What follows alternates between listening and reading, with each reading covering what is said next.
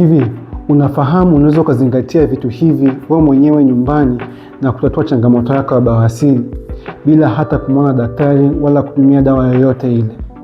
Leo tutaenda kuangalia vitu 4 ambavyo unaweza kuvifanya nyumbani kuweza kutatua changamoto ya bawasiri.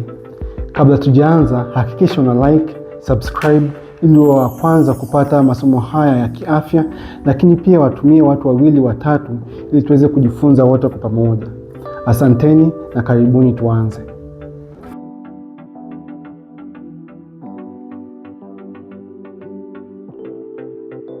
Nimeshafanya video kuhusu bawasiri, kuelezea ni changamoto gani inawakuta watu gani hasa, kuelezea dalili zake pamoja na matibabu yake.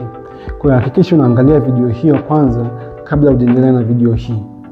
Lakini bawasiri mara nyingi kwa watu ambao wanazingatia vitu hivi tutakavyoenda kuzungumzia, huwa ni changamoto ambayo inaishi ndani ya wiki 1 ama wiki 2. Lakini kabla tujaenda kuangalia namna ya kutatua changamoto ya bawasiri, naomba tuzungumzie namna ya kuzuia kutokupata kabisa ugonjwa huu wa bawasiri.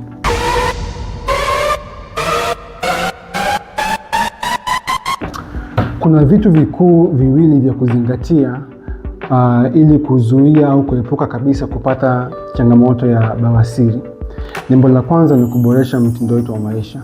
Mtindo wetu wa maisha unaathiri afya yetu kwa namna nyingi sana. Namna tunavyoishi, sio kwa bawasiri pekee, magonjwa kama kisukari, pressure, saratani, karibia magonjwa yote yanachangiwa moja kwa moja au kwa namna tofauti na namna tunavyoishi mitindo yetu ya maisha. Na bawasiri sio tofauti. Kwa hiyo hakikisha kwenye chakula chako, kwa mfano, unaboresha lishe yako kwa kuongeza vyakula ambavyo vina nyuzi ama fiber. Vyakula hivi vinasaidia kulainisha choo, lakini pia vinasaidia choo kutokukaa muda mrefu sana kwenye mfumo wa chakula, na hivyo kuongeza pressure kwenye mfumo wa chakula ambao unaleta changamoto ya bawasiri.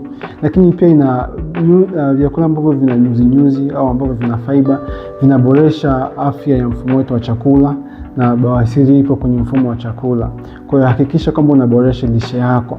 Sambamba na kuboresha lishe yako ni kuhakikisha pia unakunywa maji ya kutosha. Hii itasaidia pia kuzuia tatizo la bawasiri pia kutokea. Pamoja na mtindo wa maisha, hakikisha kwamba unafanya mazoezi ya mara kwa mara. Hata kutembea tu kitu cha dakika 20, dakika 30 ni kitu ambacho unaweza kukifanya ambacho kitakusaidia kabisa kuepuka changamoto ya bawasiri.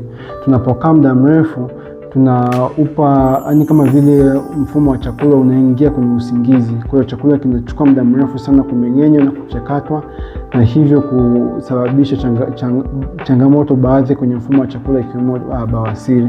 Lakini tunapofanya mazoezi madogo yanasaidia kuongeza motility ya gut, na hivyo kusaidia chakula kwenda vizuri kwenye mfumo wa chakula.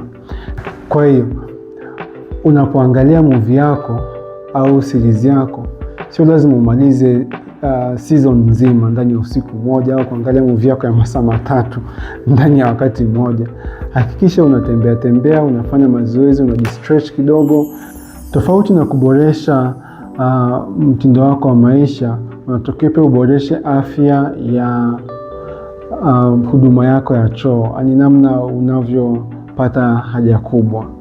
Ninazungumzia nini hapa? Kuna vitu 2 ninavyovizungumzia. Jambo la kwanza, unapopata ile hisia ya kwenda haja kubwa, jitahidi kwenda haraka iwezekanavyo. Kwa ukichelewa, labda umechukua nusu saa ama lisaa lizima, lakini baada ya hapo hakikisha kama umeshapata haja hiyo, umeshatatua haja hiyo. Kwa hiyo kama upo kazini au upo shuleni alafu unasubiri mpaka ufike nyumbani ili uweze kupata huduma hii, unaupa muda utumbo wako kufyonza maji kwenye kile choo, na hivyo kusababisha choo kiwa kigumu na kuleta changamoto ya bawasiri mwisho wa siku. Sambamba na hilo, hakikisha kwamba unaweka ratiba ya kupata haja yako. Kwa hiyo kama unaweza kuwa unaweka ratiba, labda ni ukiamka asubuhi unaenda chooni unakaa, au ukiwa jioni labda, angalia muda gani ambao ni rafiki kwako na uweke ratiba nzuri sana ambayo mwili wako unaweza ukaiadapt. Kwa sababu ukisha condition mwili wako, ukisha adabisha mwili wako kwa unaenda haja labda kila asubuhi ama kila jioni ama kila saa 6 za mchana, mwili wako utatii, na hivyo kuweka ratiba nzuri kama hii inaweza pia ikasaidia kuepukana na changamoto ya constipation, na hivyo kupunguza uwezekano wa kupata tatizo la bawasiri. Hivyo tumeshaona namna 2 kuu ambavyo tunaweza tukazuia bawasiri. Namba 1 ikiwa ni kuboresha mtindo wetu wa maisha, namba 2 ikiwa ni kuboresha afya ya haja yetu. Sasa tuangalie ni namna gani tunavyoweza kujitibu wenyewe au kutatua sisi wenyewe changamoto ya bawasiri tukiwa nyumbani bila hata kutumia dawa wala hata kumwona daktari. Ya kwanza ni usafi eneo la haja kubwa. Unapotaka kujisaidia, hakikisha eneo hilo ni safi. Watu wengi sana wanalalamika, wanakutana na miwasho au wanakutana na maumivu, na ukiangalia kweli wana bawasiri, lakini ukiangalia ni chanzo gani ambacho kinawapa hiyo adha ya maumivu au kuwashawasha, unakuta ni usafi wa eneo la haja kubwa. Kwa hakikisha kwamba unakuwa na usafi mzuri kwenye ile eneo, kwa sababu uchafu ukiwa unakaa pale unaleta irritation, yani kama vile inabuguzi ile bawasiri, na hivyo kusababisha bawasiri kuchukua muda mrefu sana kupona. Kwa hakikisha kwamba eneo lako ni safi, angalau kuondoa ile irritation ambayo inaweza ikaleta kwenye ngozi, na hivyo kukuletea adha ya kuwashwa au kupata maumivu eneo la haja kubwa. Jambo la pili, kama umepata uvimbe ya hii bawasiri, unaweza kufanya kitu ambacho tunaita sitz bath, ambao ni kukalia maji. Kwa unaweza kupata maji ya vuguvugu ukayakalia kwa dakika 10 mpaka 15, na ukafanya hivyo mara 2 mara 3 kwa siku, na hiyo itasaidia kuimprove blood supply, yani inaboresha mfumo wa damu kwenye bawasiri hizi hapa, na hivyo kusababisha bawasiri kufifia au kuisha.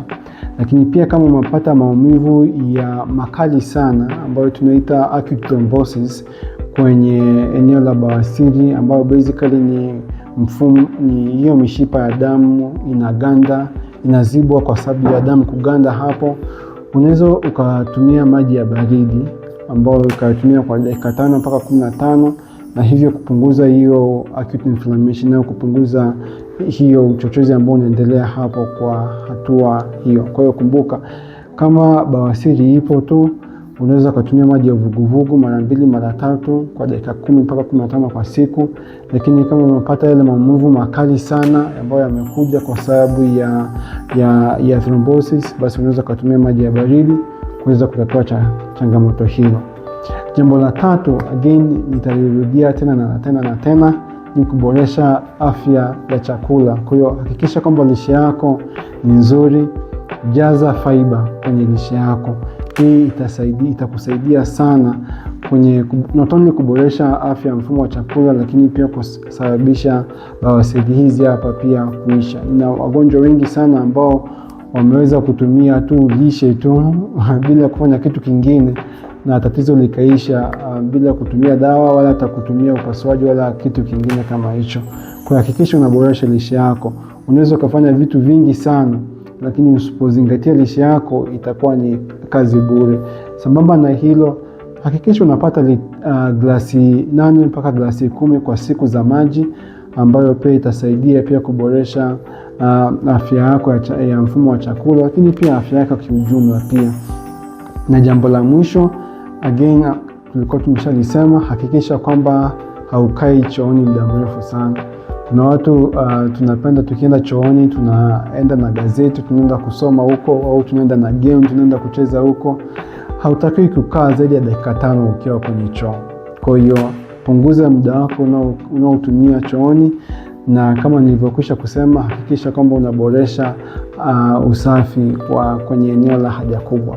Kwa ukizingatia vitu hivi 4, utaweza kutatua changamoto yako ya bawasiri ukiwa nyumbani.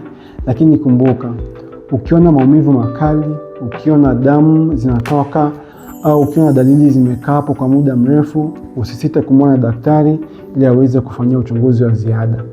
Asanteni, natumaini umejifunza kitu. Again, washirikishe watu wengine video hii waweze kujifunza, lakini pia usisahau kulike na kusubscribe ili tuendelee kujifunza kwa pamoja. Asanteni sana na karibuni tena wakati mwingine.